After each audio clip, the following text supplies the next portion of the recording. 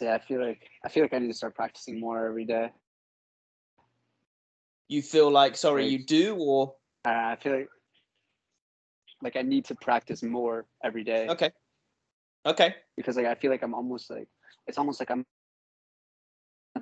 I know what I need to do, but I've kind of been hesitant to begin to actually do it because I've been like practicing every day, and I feel like I've been getting these like almost here and there where I'll just be like meditating and I'll just be observing my subjective reality as I meditate, seeing the difference kind of the deeper I go into it and focus on the sensations that are rising.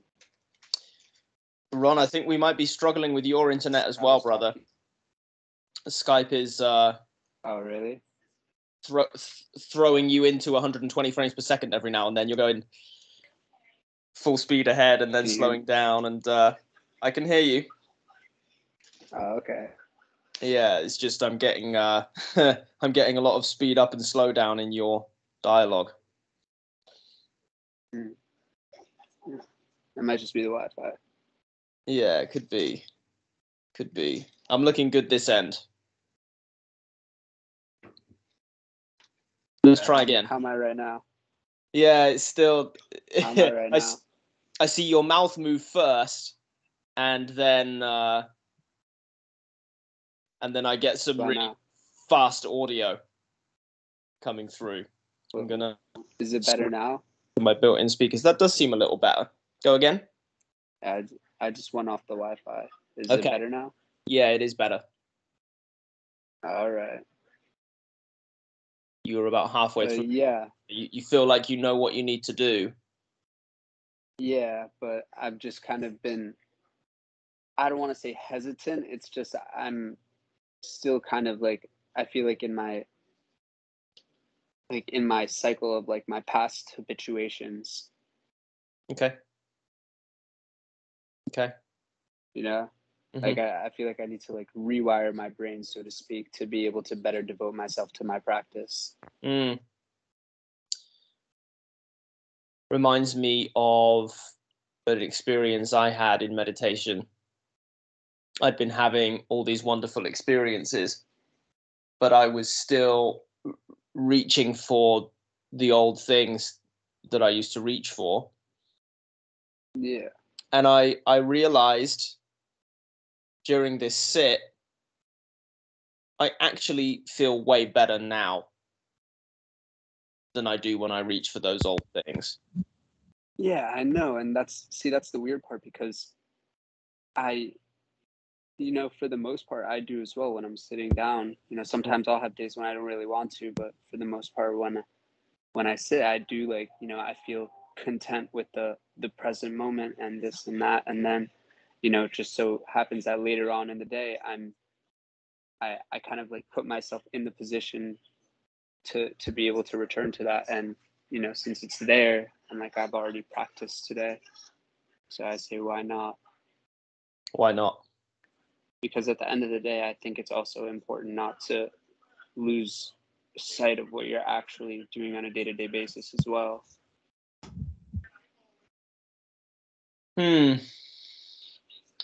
Depends what you want.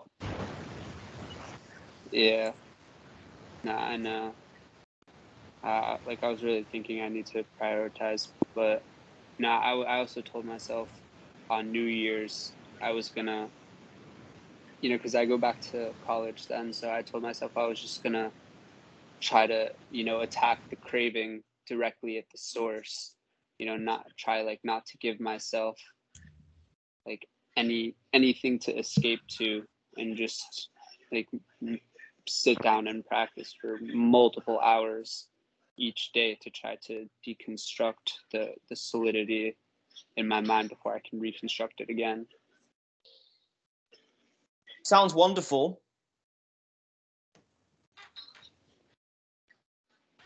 I feel like there's a but coming. Well, I'm trying to avoid a but, actually.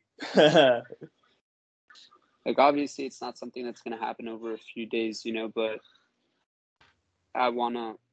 Well, all of this supposes that there's some stuff in the mind that needs to be deconstructed, then that there's something else that can be reconstructed, and it's not a terrible. It's not something in the mind per se. It's just the solidity of it.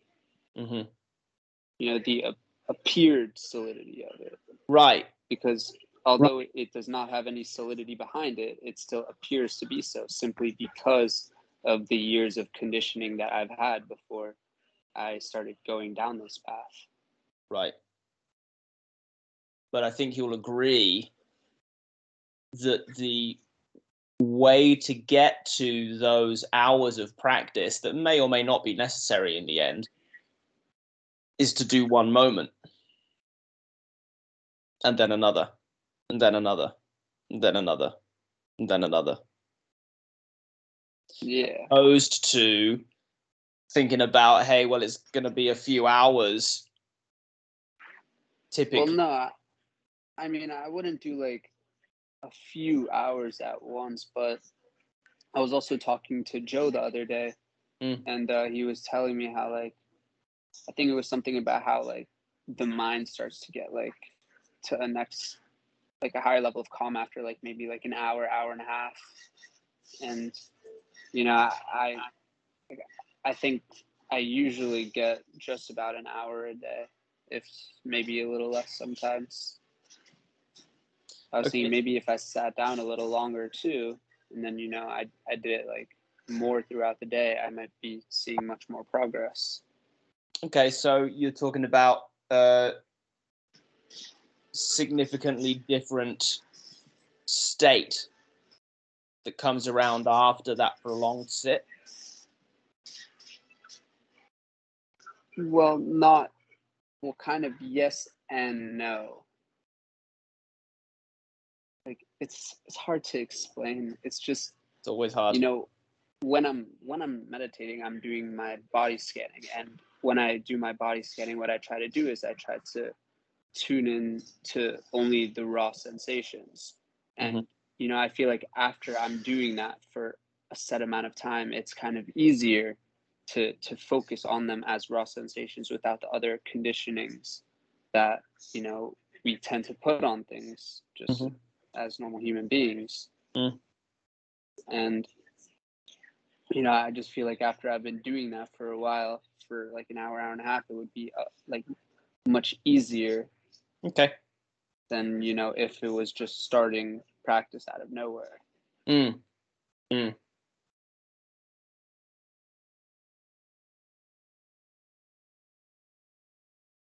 The only encouragement I would give then is to remain open to the possibility of it happening sooner.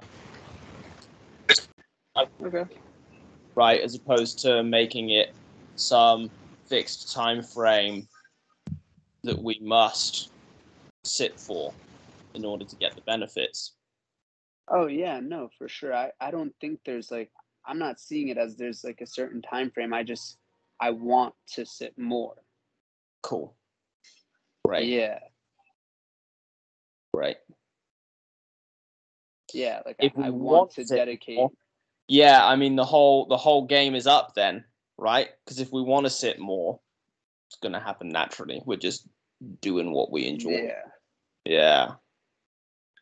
That's the stuff. Right. Yeah. And then how are you when you're up and about throughout the day? You're talking about these benefits of sitting. How's the How am I doing it? Yeah. How's the kind of moment-to-moment mindfulness? Well, I do notice where there are kind of times when, like, I zone out, so to speak, and it's just I'm not necessarily there focused on anything. Reality is just kind of going through the motions on its own. And then there are other times when I come about and I just stop, take a second, kind of observe the paradox of consciousness within myself, and then just and then I just like feel for sensations, try to just observe what's going on in my body. Cool. Sounds great. Yeah, but other than that, everything's like still normal. It's just, me hanging out with my friends, Mm-hmm. and life continues. Sounds delightful. Yeah. No, like I've definitely like felt my mind like for the most part it gets like a lot more quiet lately, and I'm able to stay present a lot more. What a relief. Yeah. It's like it's starting to feel like there honestly is nothing to be like chasing after. Mm-hmm. Like, I don't know. It's hard to explain. It is hard to explain. All this stuff is always hard to explain. Yeah. That sounds great, because indeed, as long as we're chasing, there's a kind of wanting behind that. And we know that wanting is Yeah, exactly. right? Yeah. It's just kind of hard with like the wanting stuff, because like I feel like it's somewhat difficult to find the balance between wanting on the relative level and wanting on the spiritual level, so to speak, because at the end of the day, on the spiritual level, to want anything that's not already there is a signification of not having it. But on the relative level, I'm sure everyone aspires to be successful and to be able to provide for themselves. Well, I'm not sure about everyone if we include the noble monks. Well, yeah, that's true, but although I am going down this path, I think it's more than fair to say I'm not going to be like a noble monk. Mm-hmm. One day, I was born into like a pretty busy society, and I'm a part of that society, and I feel like whether I'm enlightened or not, I will still be a part of that society, and personally, I do want to provide for myself as well. Yeah, now we can separate the noble from the monk. Noble just means above the world. Yeah. Supramundane. In the world, but not of the world, is the way that Jesus Christ said it. Meaning not pulled about, not reaching for, not pushing away, satisfied with things as they are. From there, then, if you have a mutually beneficial action to take, you're free to take it. But I struggle to imagine you engaging in any acts that are not win-win, Ron. No, of course not. Right? So the only thing to consider then is the difference that Dhammarato calls out between liking and wanting. The difference being, in wanting, we're not okay if we don't get it. In liking, we might have a preference, we might make a decision to go out and do something. But we're okay if it doesn't work out. Yeah. Right? And in that way, we can be in the world, but not of the world. Mm. Hey, dog.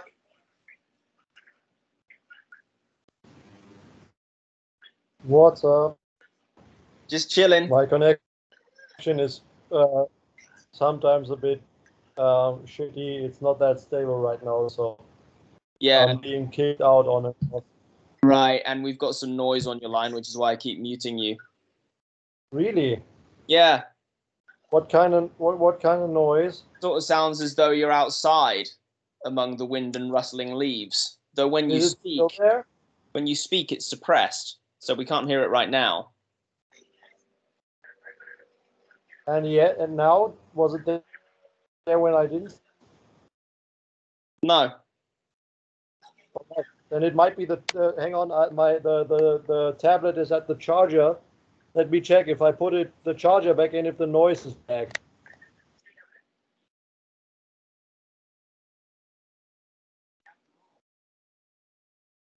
All right. A mystery. That's a bummer. A mystery. Yeah. How's your day been? Yeah. Man, I'm thoroughly exhausted. I did the drive to my parents' place now for the holidays. Okay. And driving, apparently driving longer distances right now, it really brings something out. I was basically forced to make a stop again because I was freaking the fuck out. It's hard to describe really what happened, but again, that I'm still getting used to these moments when there's just experience and no one who's experiencing it, and apparently that driving is a very, very conducive for that happening for me lately. Cool. I can't really enjoy it yet. It's okay. There's still something inside that insists on being very freaked out by it. And can you see that freaked outness as part of that whole grand show? Yeah. You add that freaked outness to there's no one there experiencing it, just the experience. And it becomes a part of that whole. Yeah, it's kind of like a last defense type of thing. It's like a last defense buffer, because you can react to yourself driving as an experience without an experiencer, but then you have fear or anxiety. You feel this emotion or an experience that brings up an emotional attachment, and that kind of brings you back to the idea of a self. Can you repeat the first part of what you said? The connection made it so I couldn't understand anything. Well, I was basically saying it's like another layer of defense for your mind, because you're having this experience with no experiencer, but then you feel fear or anxiety, which you have an emotional attachment to, and you attach it to the rest of the experience from a subjective manner almost, and that kind of solidifies your idea of a separate self. That might be. Does that sound accurate, Doug? That it brings you back into selfing when the fear arises? Yeah, because when you're driving, you feel the experience with no experiencer, but then when you feel the fear and the anxiety, there is someone there experiencing it. Maybe. Right, today it was more. We're losing you, Doug. Like, holy shit, I'm disappointed. It was quite challenging. I had like an hour or something of a forced break where This is going to be tricky with your connection the way it is, brother.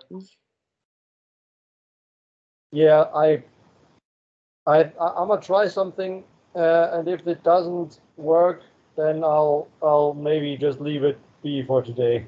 Okay, brother. See you in a bit. Okay. Ciao. Bye, dog. Good luck. Hey, relax. Hey, I got my cam turned off. I'm still working and cool. I'm really stressed out. Oh, brother. Oh yeah. Came to the right place. Oh, I know. But like 2 days ago on the night, I woke up at 3 a.m. Uh-huh. I was like, what a great time to meditate and practice. Yeah. So I started practicing welcoming my emotions. Like since I've been so stressed from work, Mm. I'm like, okay, I'm gonna invite them, and I was like, oh hey, fear, welcome. Just Hello, cheer old them friend. up, man. And well, that helped a lot. Like that really Good. helped a lot. But I don't know if I'm kind of like entering into a maniac stage where like I really think like my work. Like I don't know what happened months ago. Like I was I was into a project where I only was using Photoshop. It was FIFA. Yeah, I remember you saying. Yeah, and I was like that project. Like it really got the best out of me. Like Mm. oh my god.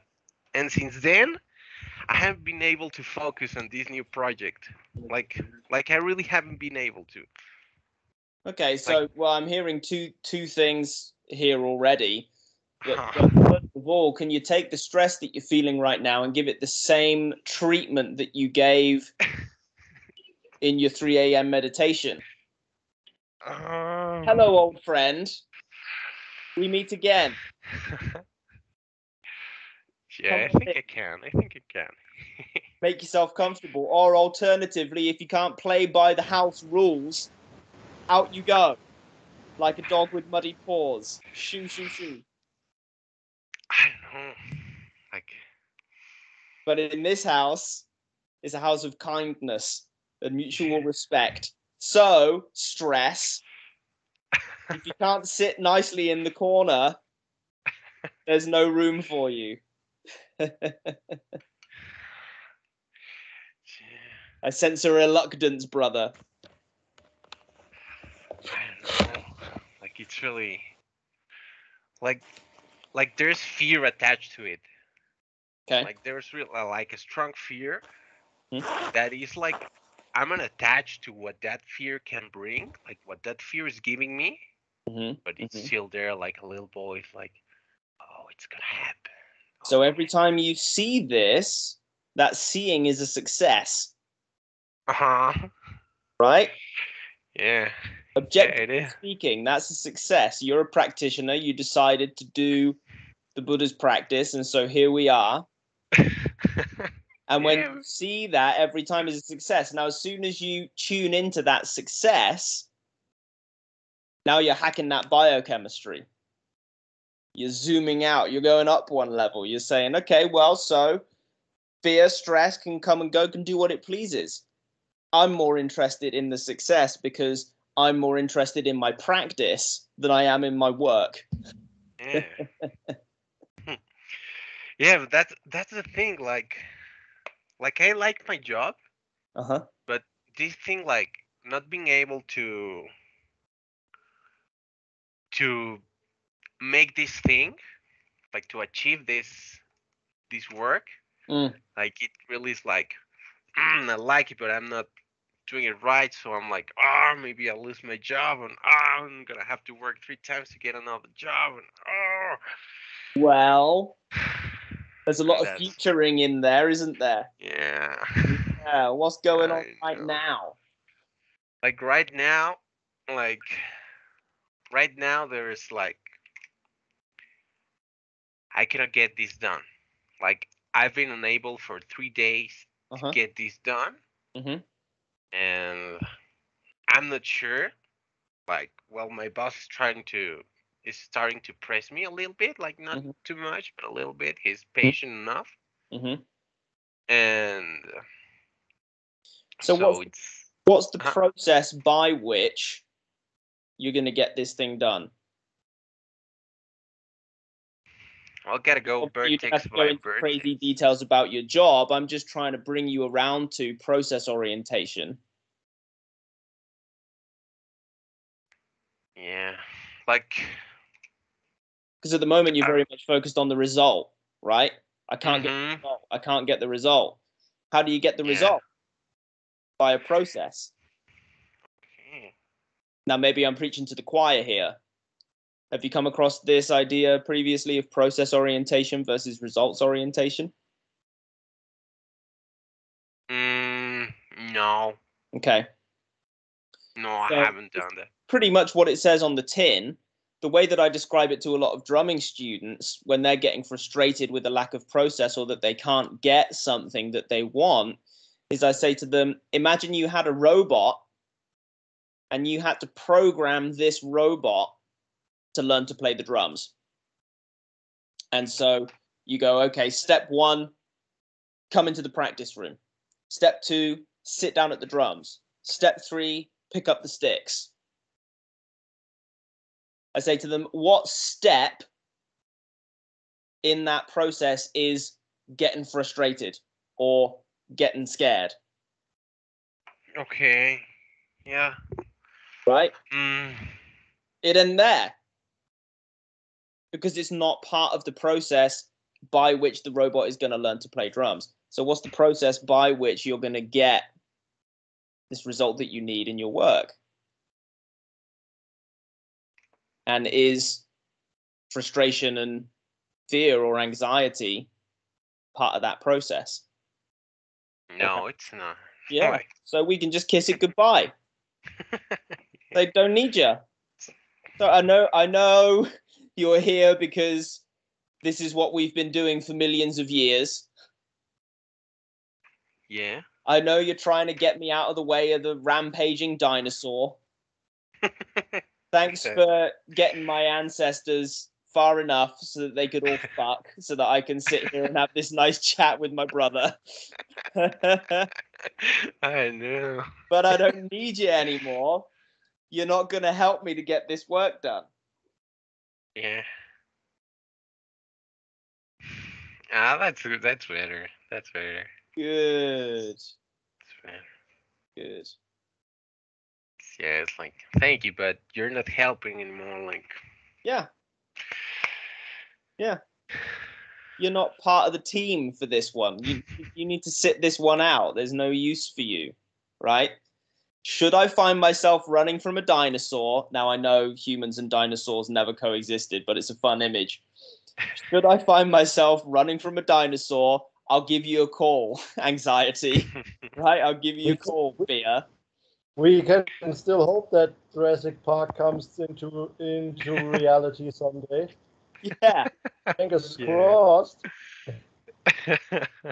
And look, you know, we're probably never gonna actually evolve away from the hardware in here and here that does anxiety and fear, but we can leave it sleeping. Yeah. Should we ever be in a real fight or flight situation, then that biochemistry will start to tick again. But we don't need it. We don't need it in most Not of right our now. daily activities. Certainly not to sit at the computer. Certainly not to deal with the boss. Certainly not. Right? We all know what kind of behavior bosses respond best to, which is cool as a cucumber. I know. I was Nothing just phases thinking, like, me. in the interview, they asked, like, how do you act on pressure? Mm. On pressure times, I can't remember. I cannot translate it right now. But I'm like, well, it'd be cool, man. Like I'd be chilling. Like, whatever I can do. Yeah. Yeah, and the boss is always going to prefer to hear, you know what, I'm struggling with this one. Especially if you can go into why in your process. Right, we go back to our drumming robot, right? Well, it's step 35 that I'm really struggling with. Maybe they can give you some help. Yeah. Like, there's some other stuff. Like, I will tell my boss, like, I'm struggling here because of here, so he sent me someone to help. Right. And most of the time, like, both of us, the one that's helping and me, like, we are both going crazy. Like, wow, I don't know why this is going on. And there's, like, the person who's helping me is the one who's most experienced, and so we go back and we tell him, like, we really don't know what's going on, so it's gonna take a while. Okay. And well, I really think, like, 50% of the times, like, it's the program, Okay. but I don't know, Okay. like, it's always this step which is causing problems. Okay. Like, always this step. So then if, for example, it is a software issue, then all you need to do to cover your tracks, so to speak, is put a finger on that issue. And then you can say to the boss, the software's misbehaving. It's not my problem. Right? Yeah. So there's always a process, right? No matter how much you have to zoom in, the process here might be one of troubleshooting. Right? Is it this that's going wrong? Is it this that's going wrong? Is it this that's going wrong? And by trial and error, even if you have to try 200 things, eventually you get to the thing that's the problem, and then you've got something to bring to your boss. Okay. Right? As opposed to just that kind of throwing your hands up in the air saying, I keep trying and it's not working.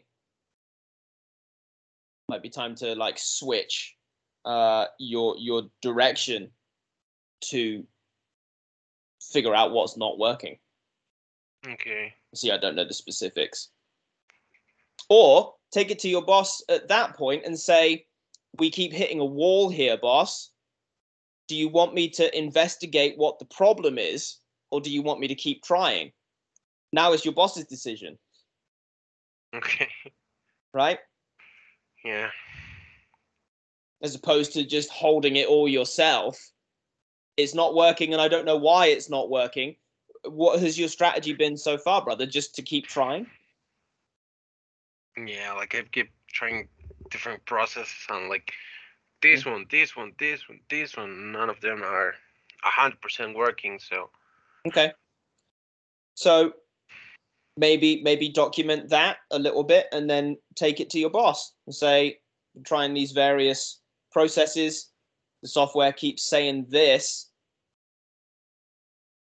What do I do? This is costing us a lot of time. And so you're by doing that, you're bringing the boss onto your team, saying this is our problem. This is what I've tried. This is what's not working. And then again, maybe do you want me to go in the direction of troubleshooting? Do you want me to keep coming up with new processes that might work? Mm-hmm. Mm-hmm. Right. Yeah. Again, cool. I don't know the specifics, but yeah. Sounds like your boss is pretty chill. Yeah. I think it's quite common, isn't it, that we feel that if we're not doing what's asked of us, it's on us and we need to find a solution and we can't tell the boss and we have to produce the goods. Yeah. Yeah, like not all the time. Like, yeah, most of the time I go with the team, I go with the boss, I go with people that's not on my team. Like, hey man, I'm having this trouble. Can you help me out? And they always say like, yeah, of course, okay, I can help you. Let me just get this training. I'll call you, and they call. Right now, it's like, man, when I work on my projects for my portfolio, it's like like I have zero problems. Like not at all. Like this phase, it's like it takes me 10 minutes. When it's work, it can take me up to 30 hours to figure out. Like I really don't know if there's some kind of blockade. Like really is like disturbing that happens. Working with the same software on the same Yeah. kind of projects? Yeah. How bizarre. Well, indeed, it could be this anxiety, fear, frustration. Yeah. Quite amazing what happens in selective focus when that cortisol shows up. Where if we can stay cool and calm and collected, then our focus is wide open to see potential solutions. Could be that when you're working on your portfolio, you're more relaxed because there's no consequences, right? Yeah. Yeah. So the antidote, of course, is practice. Can you practice with that fear, anxiety, frustration as it shows up? Don't need you. You're outdated. Right? Yeah. We don't need you on this project. And with process orientation, again, if you can really do some practice with that and hook into it, When you're in process orientation, there's absolutely no difference between your portfolio work and your professional work. Mm. It's just process. It's always just this step right now. Then the next. Then the next. But never thinking too far ahead. Not thinking about consequences, not thinking about results.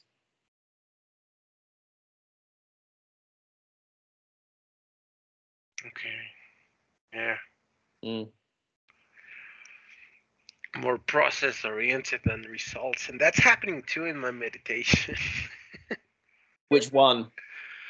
The process, like I'm more Uh, oriented on the results of my meditation than on the process. Yeah. Danger. Yeah, no. And you, right, you know. Yeah. Yeah. Like that's So, what I've been like trying different meditation styles, like uh-huh. this one that welcoming the fear, anxiety, and welcome. Yes, eat whatever you like. Like this is like an endless space, like limitless, whatever you want. You want to build a wall here? Oh, come on. And yeah, like I remember last week Joe said talk about the loving kindness. Mm. I'm like, yeah, I gotta practice that more, like a lot more. It's really like, and I'm Well, gonna start why? with myself, with my, well, I don't know. I like loving kindness. Great. Now that's an excellent reason to practice loving kindness, right? Yeah, I really And the like. reason I asked is because I wondered if you might say, because I want a result. No, because I like it. Like, when it's a love, like, well, when I practice love, I become love, and it just all goes like Great. it's love and chill and friends and Yeah. Great. But whichever of these techniques you're working with, results orientation ain't gonna cut it.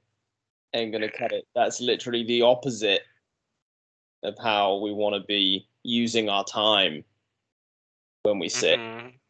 Right? We sit to sit. We practice loving kindness to be loving kindness. Mm-hmm. We practice anapanasati to be mindful of the breath. We gladden the mind to gladden the mind. Yeah. Yeah. Mm. And there's a wonderful demonstration and practice of process orientation. The ultimate Mm-hmm. process orientation, because there is no result. It's just this. Okay. Yeah. Yeah. And as you practice that, of course, then you'll see the benefit. Seeing the benefit, now you've got evidence. So you say, well, why the hell wouldn't I act this way in work too? Mm-hmm. Yeah. Yeah. I have a question about gladdening the mind. Go ahead, Robert. Sometimes when I'm on my own, it's difficult for me to gladden the mind. Whereas if I'm in a conversation with someone, it's a lot easier because they can give me encouragement, like what you were giving to Rulaz. Yeah. But when I'm on my own going about my day, it can be very difficult, and I sometimes feel like I just can't do it at all. Yes. And like I can't just like chuck out the negative thoughts and feelings. What advice would you have for that situation? Well, good news. Sangha isn't only around when you're on the video call. Mm. In that, you can guarantee, even with the short interactions that we've had, that we will all agree with you that a moment of mindfulness is a success. Yes. Yeah. Right? Yeah. So if you're finding it difficult to rely upon yourself to generate that successful feeling, that gladdening of the mind, and you can say, well, hey, all my buddies agree. All my buddies agree that this is worthwhile, useful, Yeah. successful, right? So it's objectively worthwhile, objectively successful, not a Yeah. subjective thing, right? And actually then we can expand this out. When we say Sangha, we're not just talking about our little group here. We're talking about millions of practitioners over thousands of years. Yeah. Yeah. Good Buddha himself, all of whom agree that when you're mindful in a moment, that's a success. Yeah. No, I agree. Yeah. That's a. Do you think that helps? That's a good. That absolutely helps. I think I get what you were trying to say. Great. I struggled with that myself for some time, and then I realized that I wasn't on my own. I have a correlatory question, which is sometimes I can gladden the mind, but the emotion doesn't change. Mm-hmm. So I'll still feel like the emotion, but it won't be like painful anymore. Like I'll still be in that sort of gladdening percentage range. I sort of imagine like it's a seesaw that tips in two ways. So I'll still be like tipped to the gladden side, but the emotion will still be there. Does that have anything to do with dark nights of the soul? Or is it like a higher order of gladdening when you can do it and the emotion's still there? I like the idea of a higher order. I like the idea that brain chemistry can do what it likes. The chemicals in the body can do what they like. We're interested in perspective. We're interested in how we're seeing things in a moment. The other part of that is just that there is a physical truth to, if I've been feeling crappy for a while, then there's going to be some cortisol in the body. Yeah. Different chemistry, right? And so in that case, it might be appropriate to get up and move the body whilst the mind is gladdened, just to turn off that chemical load. That's a good tip. I hadn't thought of it like that. That's brilliant. Yeah, and of course, as you practice that's this great. Stuff, I normally just sit around all day, so that's actually really helpful. Yeah. And as you practice, another important one to remember with all of this is what Bhikkhu Buddhadasa calls mindfulness at the point of contact, so that we're developing this skill of gladdening the mind. Sometimes we only think to gladden the mind down the line when that cortisol is already flooded the bloodstream, because we've been wallowing in all that other stuff for who knows how long. And what we're doing is we're practicing to close the gap between feeling shitty and gladdening the mind. And at some point that gap closes and closes and closes and closes and closes until that gladdening of the mind actually shows up first. We're mindful at the point of contact of some stimulus that might have previously given us cause to feel bad. Now we say, I see you, and I'm just going to feel good. That's brilliant. That's a really good explanation. That's really put my mind at ease, actually. Excellent. Thank you very much. I'll sleep well tonight. Doug, you have Nicely something? Done. One thing, this is I've kind of noticed it in myself. I don't know, Robert, how long you've been at this practicing gladdening the mind. And how long you how long you before spent your life feeling like shit, basically. I'm oversimplifying here, of course, but of course I can relate to what you're saying, that like I can congratulate myself for seeing and yet still feel the way I felt before. Of course, as you may have noticed so far, or up until now, you can't do anything, so to say, against emotions. When they show up, they'll show up and they'll stay as long as they want to, so to say.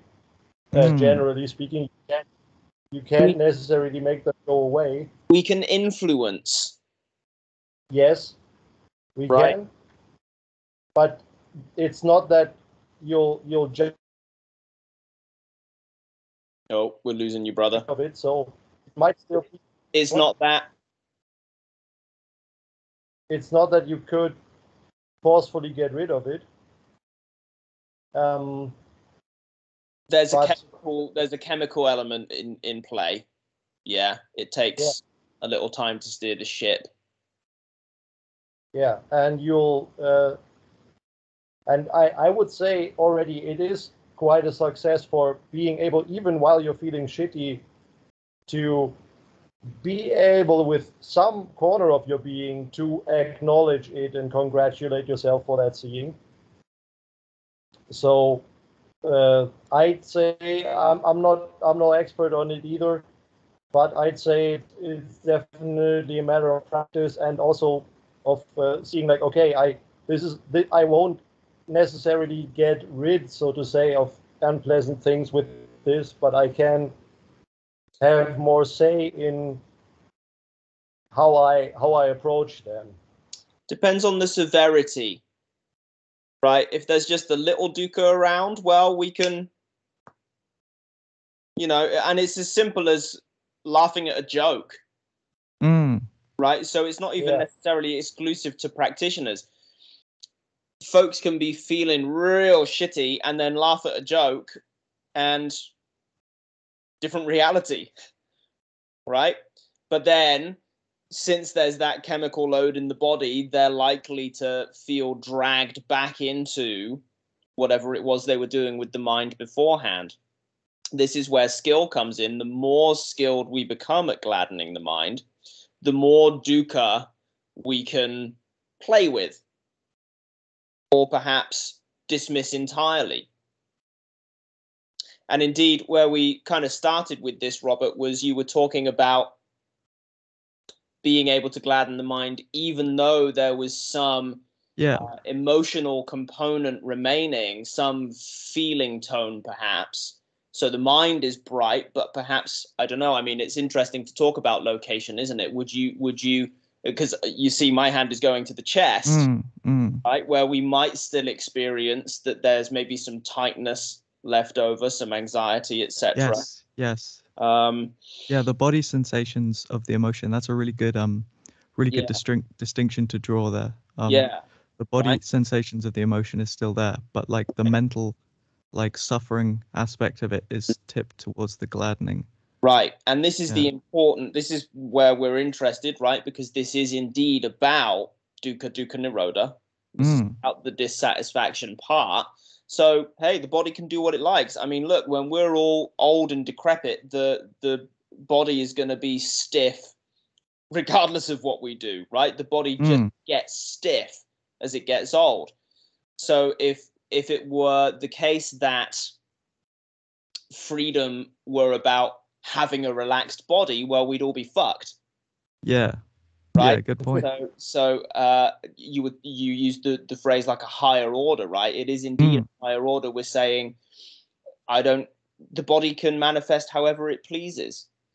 Again, there's things that we can do to influence that, right? Yeah. But in the end, the body is a physical organism, and it's going to manifest in different ways. By gladdening the mind, we can say, I'm cool with that. The body is like the weather. Yeah. Some days it's sunny, some days it's rainy. Some days the body is relaxed, some days the body is tense. Some moments it's sunny, some moments it's rainy. Some moments the body is relaxed, some moments the body is tense. And I'm just watching the show. I don't require it to be a certain way in order for me to be satisfied. Yeah, that's a really good way of thinking about it. Thank you. You're very welcome. How you doing, Joe? Hi, how are you? Really well. Good to see you, brother. Yeah, good to see you guys too. How's things on the farm? Oh, I mean, when you were describing like one of those like rainy days, it's definitely one of those rainy days for me. So yeah. I'm sitting here like trying to soak in your guys' energy a little bit, but I'm very aware of the huge tightness in my throat that is there, and just it's just it's life can just be a struggle sometimes. But it was also helpful talking to Rulaz, because I realized that I am also doing this like results oriented thing instead of like seeing the whole process. The difference that I kind of am jealous of Rulaz is like he knows what his project is.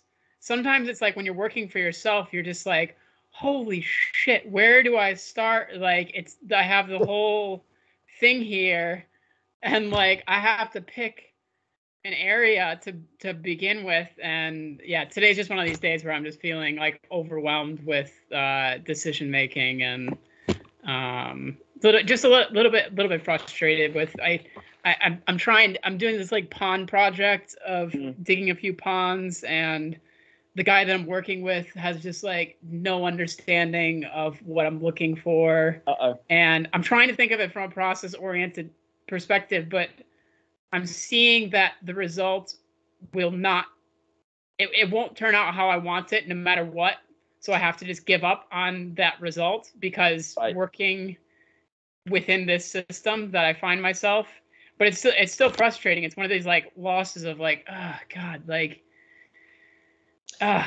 sometimes I want it to be different, but then you have to follow the law, and there's you have to deal with government administrators and stuff like this, and it is like it's just hard to describe how I'm very aware of the frustration that comes with this job of like, I just want to like be able to do what I know is like right for the land and know what is right for like everything, and then it's just a constant barrier thrown your way. So I don't know.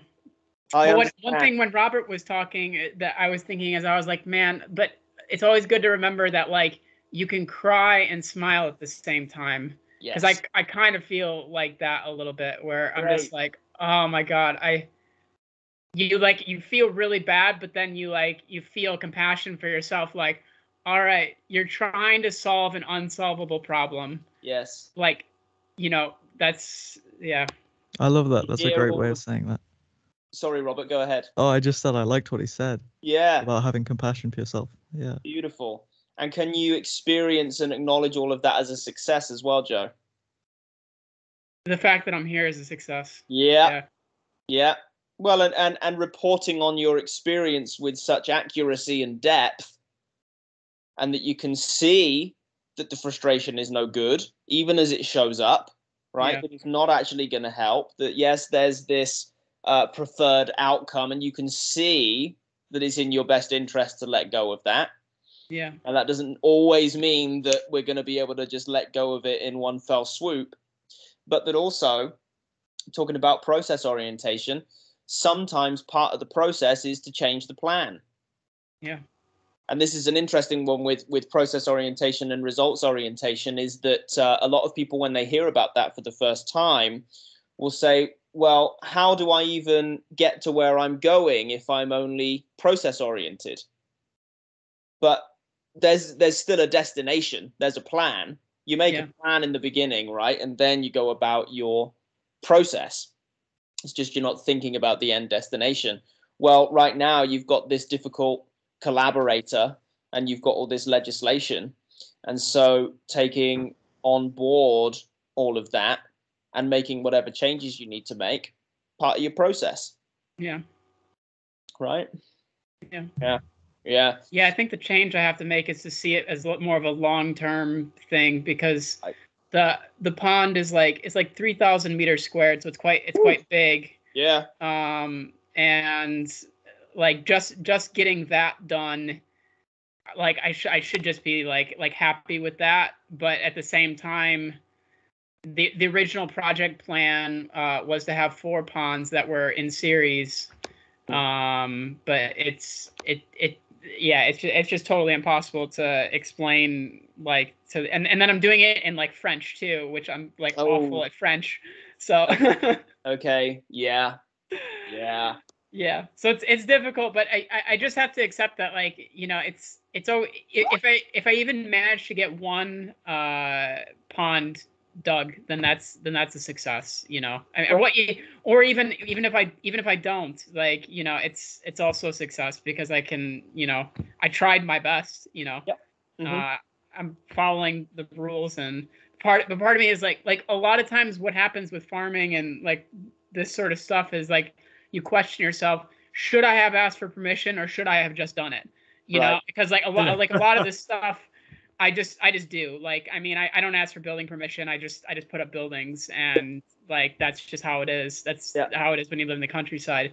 Right. But like part of me is just like, damn, I wish I wouldn't have said anything in the first place. And then like I live in the middle of nowhere. Nobody would have noticed, really. You know, they would have been like 10 years later, like, hey, wait a minute, like there's this pond that's not supposed to be there.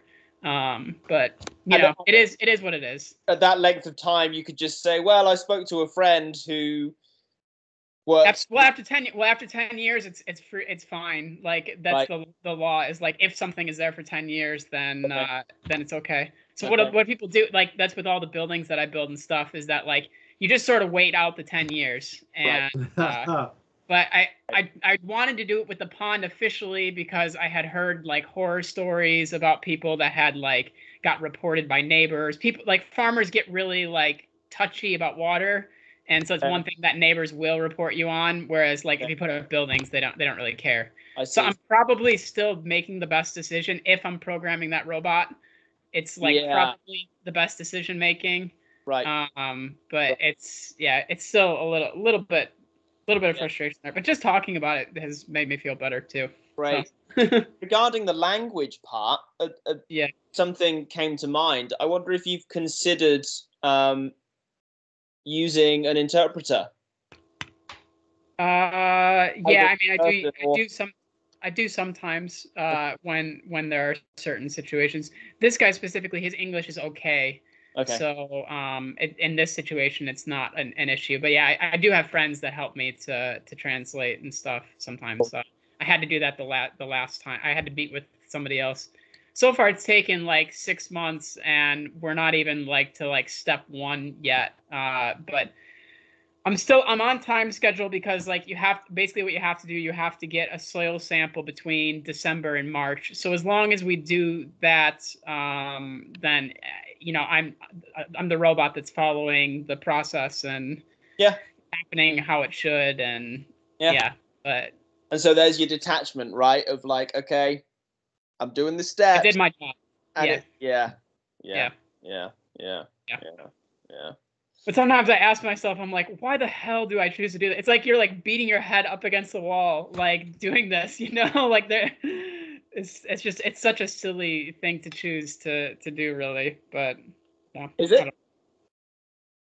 I don't know. But I love it too, you know, at the same time, you know. So it's like you wouldn't do it if you didn't love it, right? Because like, you know. Yeah. Which is often the domain of the self-employed, right? Yeah. We're taking that other dividend from our work. We could probably be doing things that would earn us more cash. Yeah, definitely. Well, like the thing is, like, I switched professions basically from like something that made a lot of money before. Whoops. Are you guys still there? Yeah. Oh yeah. Okay. Sorry, my connection went. Yeah, but I switched from something where it was like all money oriented, and I was making a ton of money, but I was totally unsatisfied, to like the complete opposite. So it's like some weird shift thing in my brain that But yeah, and that's always in the back of my head too, where it's always like, oh shit, you know, you could just go back to doing that. But, you know, and it's like that carrot that's being dangled up in front of you, where it's like, you could always do that. It was so easy. You made so much money. And you're like, yeah, but I was completely miserable. Why would you do that to yourself? Of course, you know that in a moment when this is all playing out, it's just abstraction, right? Lots of pasting and futuring going on. And you can just say, okay, well, we're done with that. Yeah. Yeah. Kind of fun though sometimes, right? To like play the sort of what if, play that little story out, right? So you know, again, it comes back to Dukkha Nirodha, right? Yeah. For as long as we're just kind of having fun dancing that dance, well, no problem. But as soon as it becomes dukkha, well, that's when we might want to activate that option to say, nuh-uh. Yeah. We're done here. Yeah. Yeah. My favorite what if is I always am going on that I'm like, just fuck all of this. Just go and be a monk. Like this is just that's always my like go-to escape thing. Yeah. But then I realized like that that's also not really the image that you have in your head is not really what it's gonna be. But yeah. Mine is the exact same one. You have that one too, Rulas? Yeah. Like, oh, like I'm this close to becoming a monk, man. Like this close, like to go and just practice the Dhamma in such a orthodox way. Like, let's go. I strongly recommend to anyone, and this is, of course, many of us practitioners, we have this monk fantasy at some point. And I strongly recommend to anyone who's having that come up a lot, go and hang out at the monastery. Go see what it's like. The monasteries here are closed because of the pandemic. So there you go. It's off the menu. Yeah. It's off the menu for the time being. Yeah. Also, this what you guys were sharing, it reminds me of something. One thing that it's a joke that I made up. It's like, welcome to the restaurant of samsara. Today we're serving dukkha. So what kind of dukkha will you have today? What flavor of dukkha do you prefer? Yeah, we think that fantasizing about being a monk is somehow not on that list. Yeah. But it so is. And that's the thing is, like, I mean, I've been to like a lot of retreats and like a lot of monasteries and stuff, and I know that I would just get frustrated in a different way. That this is not the solution, because I'm not a vegan, and most monasteries are vegan, and that right there is just like instant conflict point for me. That I just know. One, I feel bad in my body because my body's really used to eating like a certain way. And then when you go to a monastery and if they're only eating like one meal a day, or if they're like just eating vegan, then it can be a rough transition physically. And then you start to feel it in your body energy wise. Like, I don't know. I mean, I've never stayed for more than like 2 weeks, but like it never has shifted for me to like be where I feel like not exhausted and starving, eating that way. But yeah, I don't know. A vegetarian's fine for me. I was a vegetarian for a long time, but like, I don't know, something about the vegan diet, and especially if you're in a northern climate, like, I don't know. I mean, it's, I have very strong views there. And so, so you have this fantasy, and then that's also not the solution either. But I don't know. At some point I might do it. I mean, some point I might just break and do it. I don't know. Maybe, but I suspect that if you keep practicing as you are, you're already telling us all that it's not about the circumstances. Yeah. Right. And as long as we're busy trying to change the circumstances, we're not looking at what really matters. Yeah.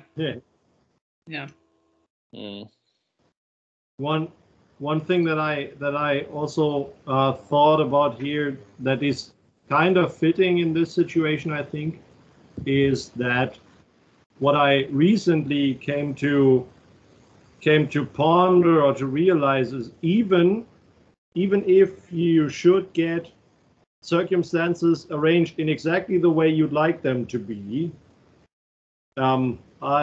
it's highly likely that there will be a whole bunch of shit coming with these circumstances that you never thought about before, that you'd never bargained for, which annoy the shit out of you. Like the monkey Like, even if you have everything you want, apparently it's just the way that there will be some parts of that deal that you couldn't think about before. There's no chance you could think about it. That will be there, and you're like, shit, I don't like this.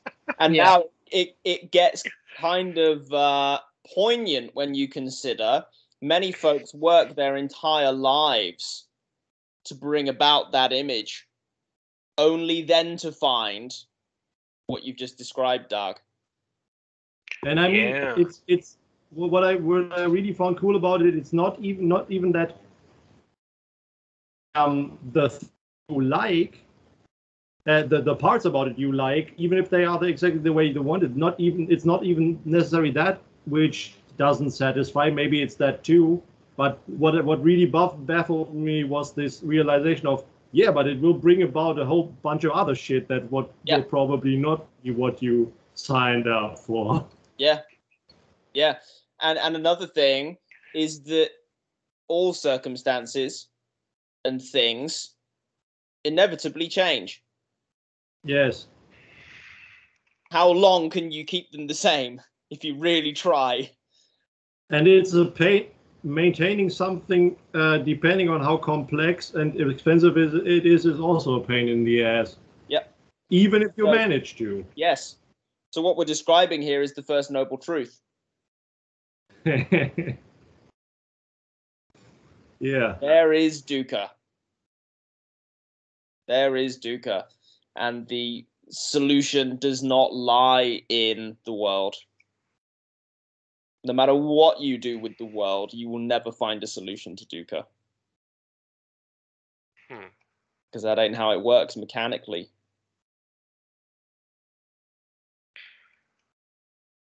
I know for me, I get into the habit of thinking that running away is like the solution, though. It's like that's my sort of mental like ego structure that has developed, has been when you have difficult situations, run away. Fuck so this. Now you can point at that. Yeah. I see you. Yeah. I see you, escapism. Yeah. Right, and each time you do, you take a gold star. Yeah. Yeah. And I mean, Joe, we've talked about this privately as well, but we know where that can lead in the extreme, and that isn't too pretty. So. Yeah. Yep. I mean, I can relate so much right now because day where I was in a situation where I was like, I just want out of here. Get me the fuck out of here. Yeah. And yet go on, Joe. No, I was going to say, I think what's weird is that our society is set up a little bit so that it's a little bit easier to escape for a really long time than it's almost ever been in history. Because, like, before you might have not had, like, I mean, we're obviously, you have the economic means to be able to, like, leave your village. Essentially, I mean, you can change your life. I've done it so many times, and I've seen the result. It doesn't work, you know. Or setting up your life and having that image that Dog was talking about. I've also done that over and over again. It feels like I'm destined to just keep doing that over and over again. Except I know that there's another way. I know that the Buddha says, hey, take a look at this, and there's a way out of that cycle, you know. But and you've done that looking, and you've got some evidence. Yeah. And yet it's fascinating and frustrating how persistent it can be, that it comes back and sucks, and we're like, man, maybe my solution wasn't would work this time. It's it's fascinating. Right. How maybe stubborn this life will be different. Yes. It's Well, I have to say, you don't end up as like an American in France on a farm without like doing this to the absolute extreme. Like just like a million decisions over and over again. Like run away. Yeah. Like yeah. You know. So you've got some good evidence in the other direction as well. You really gave it a shot, and the Zen folks like to encourage this in the students. Yeah. So I think it was Alan Watts who said, maybe this one came up in a recent call, actually, in a recent one of these, not too long ago. I remember giving the example to someone that the student says the world is flat, and the master says, show me the edge. Yeah. So the fool is encouraged to persist in his folly. Yeah. Until he becomes wise. Now, the other side of that is, well, that could take a while. So let's get some Dhamma in there as well. Let's give the student that alternative so that if at some point he gets tired of walking, he can say, okay, let me try this other thing. I've actually had it like these past few months, especially in like a relationship context, where I could really observe myself actively participating in that the grass is greener on the other side game. And I think honestly, so far it has this being able to see it and being aware of, okay, it might be that there is something even better out there, but I'm also aware that I'm doing this kind of mental gymnastics here. It has contributed in a big way in a large way to kind of sticking around and seeing where it goes, and being able to enjoy some more really nice times. Because I was just, to a certain degree, I was aware that what I'm doing might very well just be chasing my own tail. Yep. So the investigation continues. And here we are at the importance of direct experience. We must gain our own evidence. Yeah. By investigation. Yeah. And I'm still very I'm fascinated and still a bit perplexed by how the hell I managed, for example, this difficult situation I was talking about earlier today.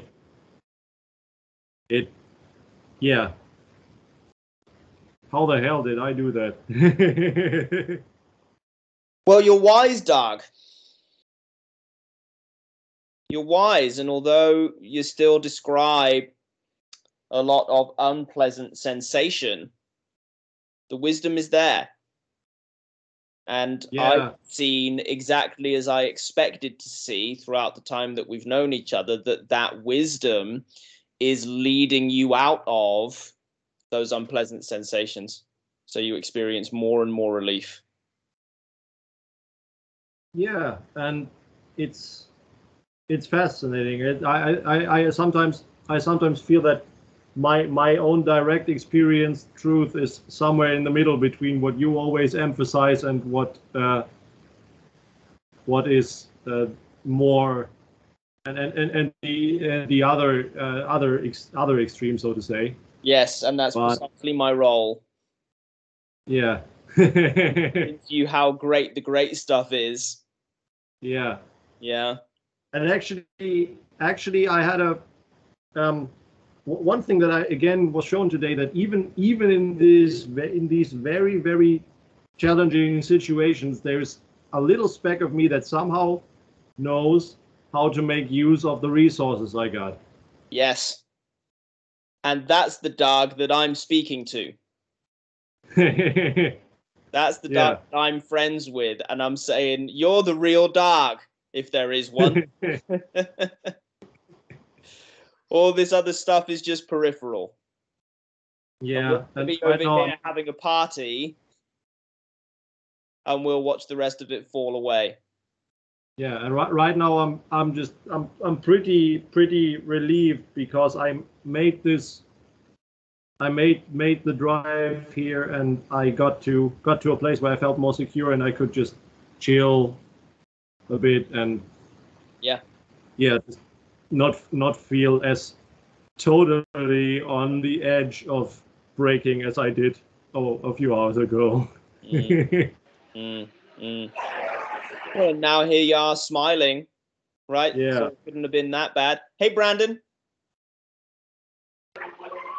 Hey, what's up? Hey, we're chilling. How you doing? Sorry, I'm not going to keep my mic on the whole time just to talk, because it's a little loud in here. Don't want to give you guys a bunch of background noise. But I'll be listening and jump in when I hear something. Cool. Worth adding. Cool. One thing that I'm struggling with a little bit on what we're talking about is this sort of like living in two worlds thing, and feeling like I just want to practice, and a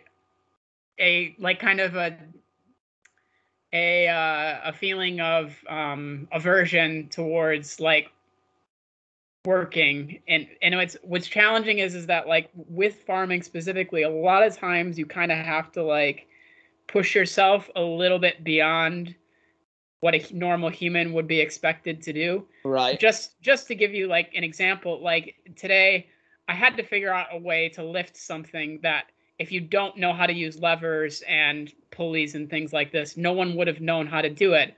And I was by myself and was like, I just have to do this. Like I have to do it. But I noticed in myself this sort of like kind of voice in the back of my head that's like, why are you doing this to yourself? Like why? Because I know it's physically not that great for my body. Mm-hmm. Because it's I mean I have tons of problems with like my back and like just I've always been wrecking my body, and then at the same time I just want to practice. Like I don't want to do this, but then at the same practice and work are not mutually exclusive. Yeah, it's just a challenge because like, man, I mean sometimes it ends up taking, I guess the solution is just to like notice it when you're doing it, but it's still a challenge living in like both worlds at the same time, because a lot of times I'm just like, why am I doing this? Why am I abusing my body, doing something that makes no sense, that I don't really make money doing, and like, it just doesn't make sense. Well, so there may well be great reasons to reconsider your premises for doing what you're doing, but that doesn't stop you from practicing as you're doing it. So you've made a decision to do the thing. Yeah. Right. There is the option of walking away and not doing it. Yeah, I've been doing that a lot more lately. So I've been really proud of myself to be like I've just been stopping at like 8 o'clock. And that for me, that's like really good, because it used to be that I would just keep going until whatever it was needed to be done. But like, I've just been walking away from shit and being like, whatever. Great. Like a lot more. Great. And the funny thing is nothing has like broken. Nothing's gone wrong. The image that you have in your head, it doesn't actually play out. Everything gets done eventually anyways. It's just I'm not physically exhausted from working 12 or 16-hour days or whatever, Right. So. That sounds much more balanced. You're probably more productive in the hours that you are working. Right. But regardless of, again, we're back to circumstances, regardless of what the circumstances are, you can be practicing through all of it. Yeah. Anything that's going on. So my encouragement would be to have that question of whether or not this is something that's worthwhile doing as a completely separate thing. That's not really much to do with whether or not you're practicing, right? Because you don't have to come sit on your cushion to practice. Yeah, of course. Yeah. Right? Yeah. It's tempting, isn't it, when we're faced with something that we don't really want to be doing, to say, I wish I was practicing, I could go inside and I could be meditating right now. Well, I could be meditating right now. Yeah. Good point. When it's like shitting rain and like your back is sore and you're just it's a challenge, it's a real challenge to be there, like, but you're right. It is the time to practice then, but there's still a part of me that's like, could you not like find something? Go ahead, Robert. Oh, Brandon. Brandon. I was gonna say something.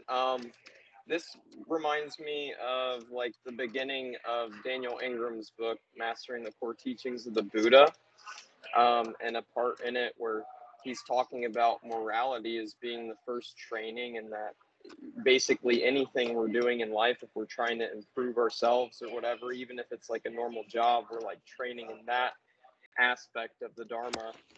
And I look at that as kind of like an opportunity, like these really hard life situations, like you got to work a long shift or something, like if you kind of change the context of how you think about it. It can make it more positive and seem like it's more in alignment with practice. Yeah. Hey, I have an opportunity here. Oh, look, there's some dukkha. Great, I get to practice.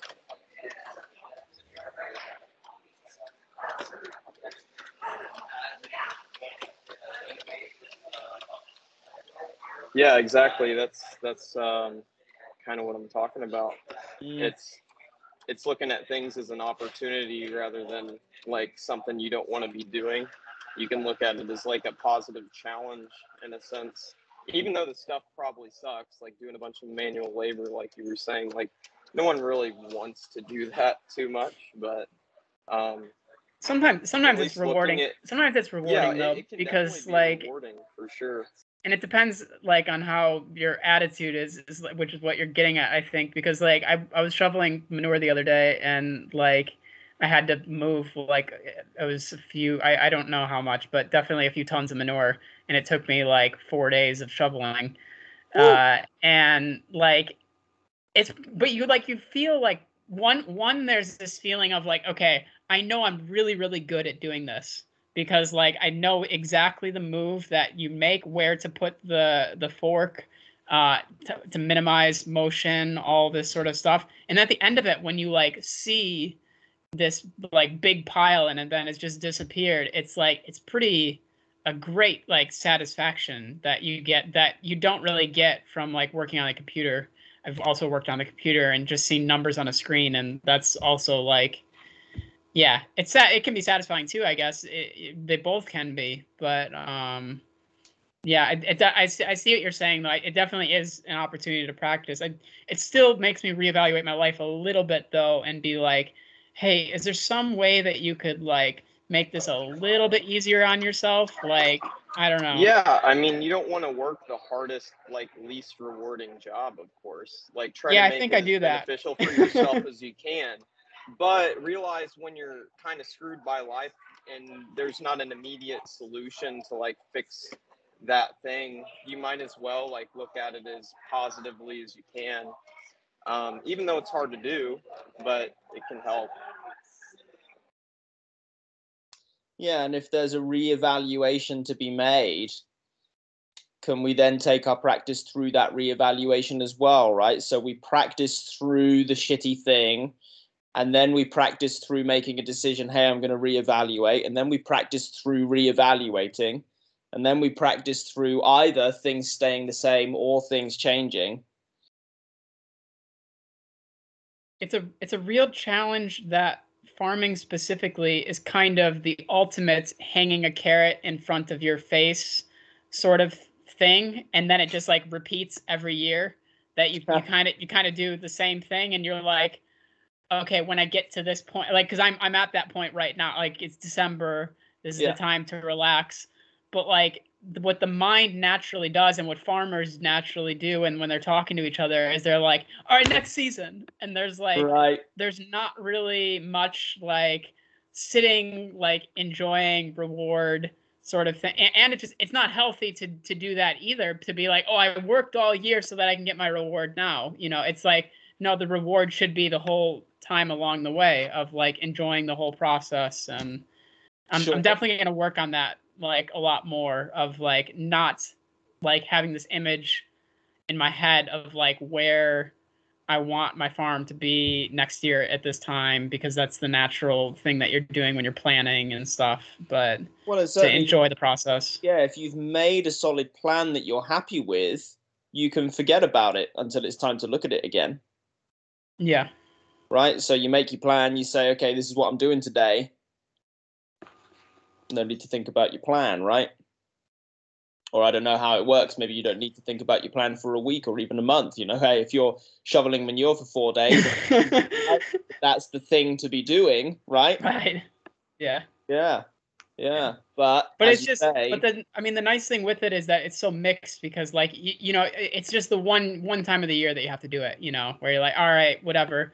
And then, but what I tend to do, and it's so silly that I see myself doing it, is like, I think about it for so long like, because I'm already like, oh, next year you're gonna have to do that again, you know, even though like I'm not doing, I create so much extra suffering, so much unneeded. But you the second arrow is just like jammed in there, you know. Yeah. But see that deeper. And so can you acknowledge that as a success, and now you start to flip the script? Yeah. That's true. You know exactly what needs to be done. I know. Right. But I still have this monk fantasy. I'm still just like, fuck this. I just want to practice. I just want to read like suttas all day. That's all I want to do. Right. And then you go to a monastery and you're like, oh shit, but they do a lot of other stuff. Yeah. Like they don't really sit around and like just to have this, you know, they still have to do dishes and wash the floors and make food and all this stuff. But yeah. There's a monastery to run. Right. Yeah. And I mean, it's so paradoxical, right? You're saying, I just want to practice all the time, missing the opportunity to practice right now. Yeah, that's true. Yeah. That's true. I can kind of relate to that. I started my current job's at a meditation retreat center. Right. And when I went for the job, I thought this is going to be great. You know, the people, all my bosses practice, all the colleagues will also be practitioners. We can just talk about the Dharma all the time. And the only people who like talking about the Dharma is me and like one other young guy who works there. And then all the like people in their like 40s and 50s who've been practicing for years and years, they don't even like to talk about it. They just talk about the food and like their lives and stuff. And it was pretty funny. It was like a rude awakening. Right. Yeah, it can be like that a lot. A lot of times I find in what I really like about this group is that like people don't seem to too much get stuck in their own shit, in their sort of like life story or whatever. But a lot of Dharma groups I've been in, it can be a big focus on suffering, the first noble truth, and not really on like number 3 and number 4 of like the steps towards eliminating that suffering, you know. So that's interesting. I don't know why it develops like that. I have theories though that like a lot of people who are like maybe attracted to that sort of an environment, maybe just with their backgrounds, that you know that it's just developed like that. But it's been very common in my experience of being in groups and being like, wait a minute, like it's again like the Daniel Ingram thing of wanting to stand up and be like, is anybody noticing the breath right now? Like, is anybody doing it? I've had a lot of those moments. Yeah. Well, we're all trained to think that our stories are real important. Right. And we're encouraged to examine everything in Dharma circles, so I can believe that. I can believe that trap is open wide in some communities. Yeah. I mean, I've seen a lot of people like burn out. Like I've seen monks and nuns that burn out being a monk or a nun, and like, and you're like, how is that possible? But it's because they're doing so much organizing and retreats and helping so many people that they just like forget, you know, the practice totally. Wow. But I feel like it might be better to be a nobody than a nun or a monk if you're actually wanting to practice like hardcore. Like it might not even be optimal to be in that setting. Right. Because there's a lot of stuff that goes on, a lot of things you have to maintain. Like I've heard, like, for example, like Frank Yang said in his opinion, like the most awake people he's met were just like people with normal jobs, like not even that like high-end jobs. They just do something really simple for a living and then they just enjoy it, like just really basic stuff. It's a good reminder. And like it's a good reminder life. Yeah, sure. Now I have heard of monks going like way back into whatever grounds the monastery has claimed for itself and really going off into seclusion back there. It's interesting to consider what the logistics might be like. You know, what do you have to do? Whose palm do you have to grease as a monk to not be involved in feeding people and organizing retreats and taking care of the monastery, and to just go off into the forest? And how do you grease that palm because you don't have any money? Dag, do you want to go ahead and say your thing first? I had one more question related to what I was talking about with Dan before, but I saw you were trying to ask something a number of times. Yeah, I was just about this. It was about the this thing that in what Joe said, in so many circles they seem to emphasize, especially that first noble truth so much. My impression or my idea about it is that, of course, we are really good at forming a kind of identity and clinging around our misery, and I think it's easy in these kinds of circles that it can kind of subtly perpetuate itself, even though the label on it is we're trying to work with it, we're trying to get around to it, but when they get when they stay on that level, it can be a very subtle way of it perpetuating itself, because of this identity or structure, or this kind of solidified thing has an interest in preserving itself, even if it's not serving anyone. That's a really interesting. No idea if that's true, but I could imagine that happening. Yeah, like it has a momentum that keeps going. Yes. Like the moment you might. I like this quote. I'm not sure if it's originally by Alan Watts, but if you're gonna get out of hell, you mustn't let the devil know. Yeah. Like you have to do it inadvertently. You announce it, he will do everything in his power to keep you there. Yeah, that's a really interesting way of looking at it, actually. Thank you for sharing. Yeah. Is it all right if I ask my question? Go ahead. Okay. Sometimes when I can't throw out the old negative emotions, and I also can't do what we spoke about before when we make peace with them in spite of the body sensations staying the same. Trying to make peace with them leaves me feeling disconnected from my emotions. And like, in your guys' opinion, is it okay to keep trying to do the technique in spite of feeling like the emotional disconnection, or is it better to let myself suffer them without trying to change anything? Well, disconnection is an interesting one. I kind of want to explore that a little bit. Okay. What do you mean? So it's sort of like my mind feels okay and the body sensations don't feel okay. But it's kind of like there's like a halfway struggle period between feeling suffering and being caught up in the story of the negative emotions that I'm feeling, and then them resolving, which is like where my mind is gladdened but my emotions aren't, but it's like only part of my mind has been gladdened, so only like the most intellectual part where I'm like, okay, I know rationally that it's true that this isn't an accurate interpretation of my circumstances right now. But that's like the only part that I can really get a grip on and like gladden. So it's sort of like I'm hanging with one finger, I guess. It would be like a way of thinking about it. So that's great. And what I encourage you to throw in there is an acknowledgement of that as a success. Okay.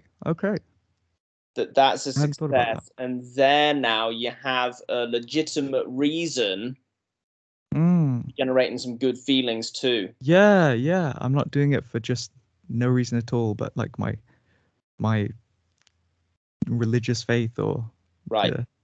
Yeah. Right. Yeah. So now you've broken the seal on the feelings, right? You've accessed that deeper level, so to speak. That's a really good way of going about that. Yeah, no, that's interesting. But let's say I do that, and that did just work for me just now. So I had a very positive reaction. But let's say I do that, and I still can't sort of overcome these negative emotions without feeling this kind of disconnection from them, where it's sort of like I can't really feel them, but I can feel like a very depersonalized version of them. So dissociation, I think, is what this is. I didn't use that. I used disconnection, but I think it's what is meant by that, I think. So let's say like I still can't overcome them without dissociating from them.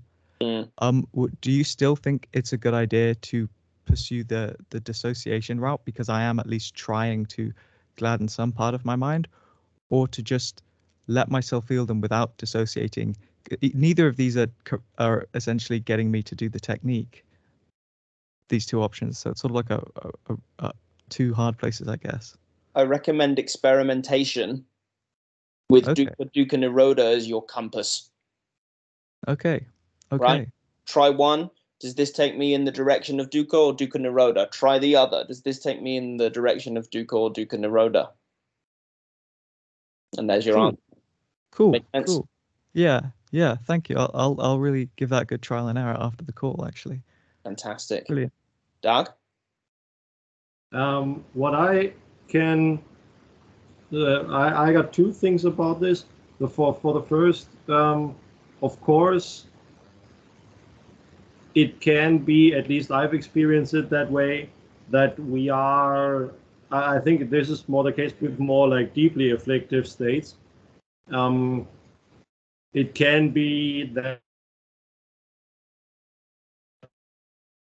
the negativity, that it's at least pretty hard, if not virtually impossible, in this very moment to put much, so to say, against it, or to really steer into the other direction. At least I have had that experience.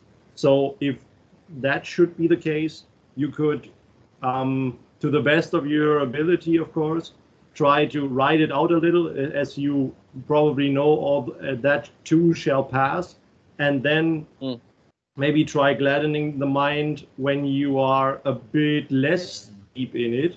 So like what's the word? Like look back at it and acknowledge the success of, oh yeah, man, I wrote that out. And I could, while it was happening, at least could see it, even though I didn't really do anything against it in that situation. That's one thing. It's like what Dan said. It's like there's, even if you don't feel the success is still there. Like, and you can kind of remember that after the fact, and like appreciate that fact. Yeah. And another thing that that just came to my mind is, I'm not sure if this is applicable here, but I would say that if you have both things going on, you making a conscious effort to acknowledge your successes and to gladden the mind, and simultaneously still having some kind of negative emotion happening, that will likely create some experiential dissonance, which I could imagine could also be interpreted as some kind of dissociation. I'm not sure if this helps in any way, but it's likely that there is an experience of at least some kind of dissonance there. Yeah, no, I think dissonance definitely describes a lot of what those states are like. Not all of them, but a lot of them, I would say dissonance is very applicable. Yeah. So this is great. We're building a toolbox here Yeah. Right, of different things you can try, and this one will go up on YouTube, Robert, should you need to come back, because you've now got quite a few different I will things to try out in the moment, right? That sutta looks great as well, Joe. I'm going to read that after we're done. That one's the one where the Buddha describes like 5 different things to do, basically, and he starts with like 1, and it's like the easiest one, and then he goes to like the 5th one that it's quite I mean, people remember that one, I think, because it's the one where he's like, you seize mind with mind by clenching your teeth and pushing your tongue to the roof of your mouth, and see the whatever for what it is, and watch it transform. But the other steps before that are also like a little bit simpler, like go for a walk, sweep the floor, distract your mind. Body. And indeed, distraction, I mean, it's coming right from the horse's mouth there. Wholesome distraction is fine. Yeah, exactly. Yeah, like self-care. Yeah. But check out that sutta, because it's really good, and it's basically all about right effort, and that's kind of what you're discussing right now, is like right effort. Yeah, that's perfect. Thank you for sharing. So like, I mean, yeah, I think like a lot of people that I've listened to agree that right effort is something that people get hung up on a lot. So yeah, something to investigate anyways. Thank you. Yeah. I really like I like Ajahn Sona. He's this monk in Vancouver, and he had like a whole retreat on right effort. That I want to do his retreat like virtually myself, and like officially, because I've watched some of the videos, but I haven't like followed the retreat schedule. But I think Cool. His teachings are very similar to like they're very in line with Dhammarato. If you're following him, it's a lot of like breath meditation, and his description of breath meditation, Ajahn Sona's, is like, it's the basic one I always send to people when they ask how to meditate, because it's so clear and precise, and and I rewatch it when I forget how to meditate too. I'm like, what do I do again? I forgot. I forgot. What is it that I'm supposed to be doing? Oh, right. Now I know. Good. Well, guys, it's time for bed for me. Great hanging out with you all. Good night. Good night, everybody. Night. I'll see you all. Good night, everyone. Bye, guys. Thanks for the support. Thank you, Dan. Thanks, guys. Yeah. Joe. Bye. Dak. Bye. Thank you, Brenda.